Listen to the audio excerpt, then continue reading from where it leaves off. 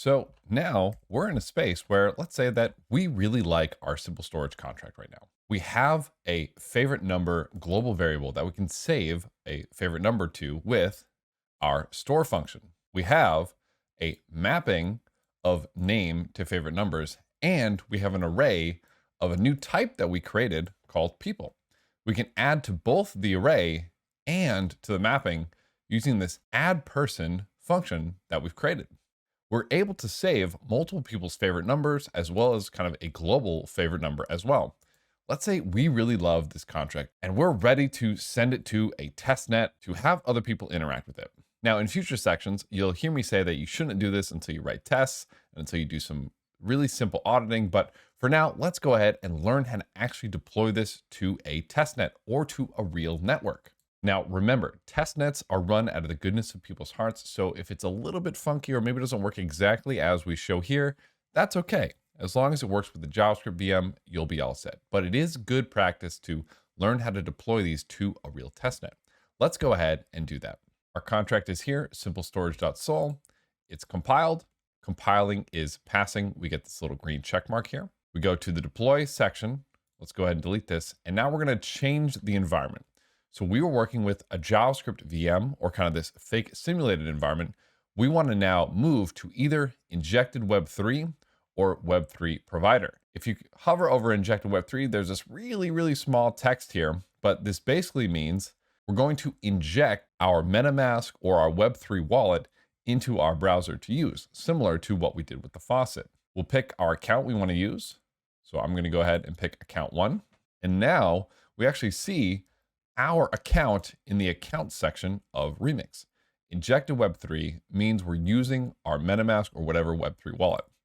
Web3 provider is when we a little bit more manually choose an endpoint, and we're not going to go over this right now, but as we get later into the course, you'll understand what this means. So we're picking injected Web3. Whatever network our injected Web3, or in this case, our wallet is connected to, is going to be the network that we deploy to.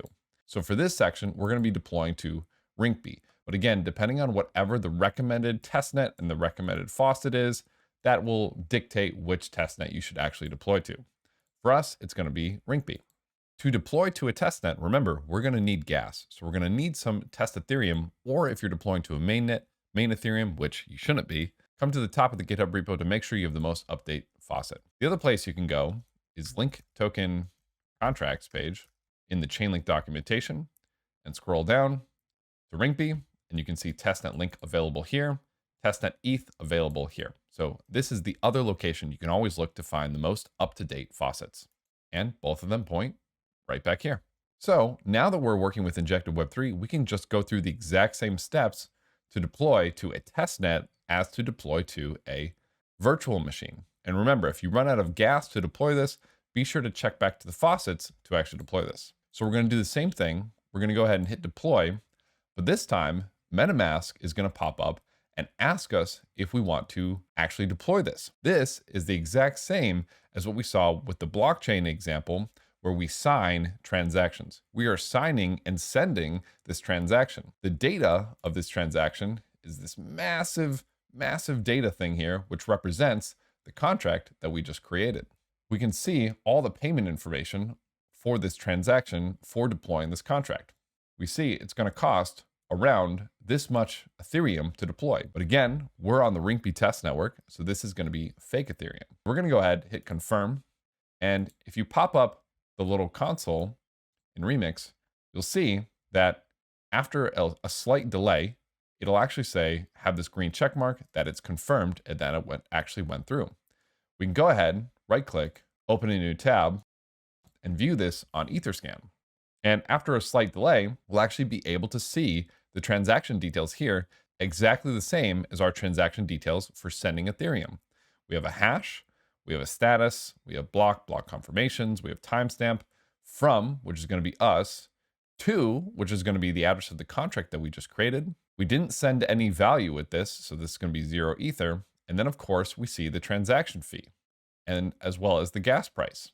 Because again, deploying a contract to the blockchain is modifying the state of the blockchain, so we have to pay gas, and we can see all the different pieces here. As we can see, gas limit and gas usage is much higher than just sending Ethereum, since we are putting a lot of data on chain and adding a lot of computation. So this number is much higher than the 21,000 number of just sending Ethereum. Now, if we come back to our remix and scroll down, we're able to see our simple storage contract at this address. If we hit this copy button and we go to the Rinkeby Etherscan and we paste it in the search bar, we will get the contract that we just deployed. And we see this first transaction is going to be the contract creation transaction. So this contract that we just created, one transaction, which is contract created.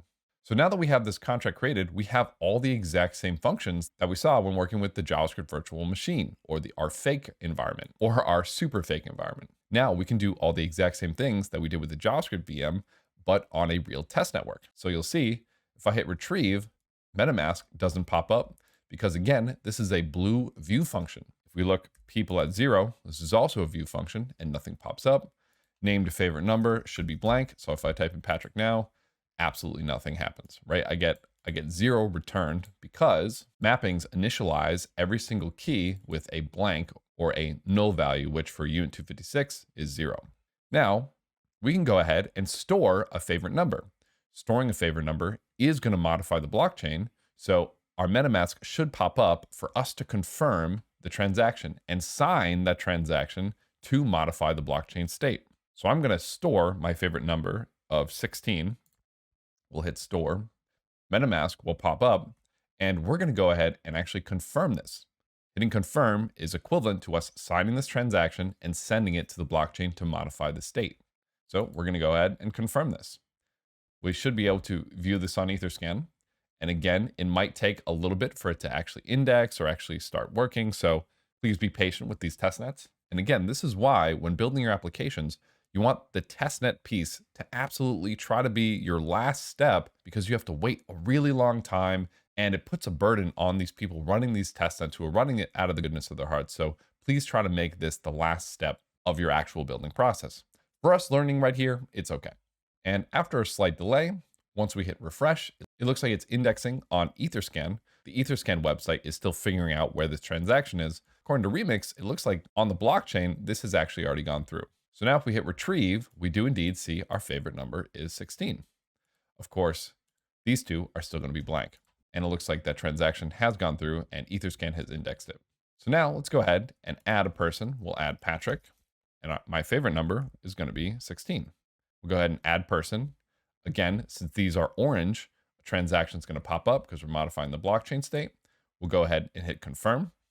And we're going to be a little bit patient here and wait for this transaction to go through. And we should see this update and this update. Now, if I hit named a favorite number of Patrick, I get 16. And if I hit people of 0, I get favorite number 16, and the name is Patrick.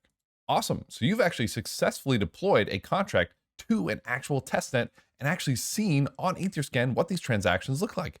You should be incredibly proud of yourself. Be sure to give yourself a high five, a pat on the back, send a tweet saying exactly how excited you are, but make sure to celebrate these little wins. Celebrating these little wins will give you the motivation to keep going and really excite you for learning each new thing. So a huge congratulations if you've got this far. You've deployed your first contract to a testnet. Congratulations. Now, if you want to see what it looks like to deploy to a different network, all you need to do in your MetaMask is switch to a different testnet. See, if we switch to Coven, Remix automatically updates and says, the injected Web3 is now the Coven test network. We could switch again, maybe to Gorelli. We say, the injected Web3 is now the Gorelli. This is the testnet that we'd be deploying to. Of course, we need actual testnet Ethereum to do any deploying, so we wouldn't be able to here. And if we go ahead and hit deploy right now, MetaMask pops up, but we get this little red thing saying insufficient funds, of course. Later on, we'll learn how to add new networks like Polygon, like Avalanche, like Phantom into our MetaMask so we can deploy from any one of them as well.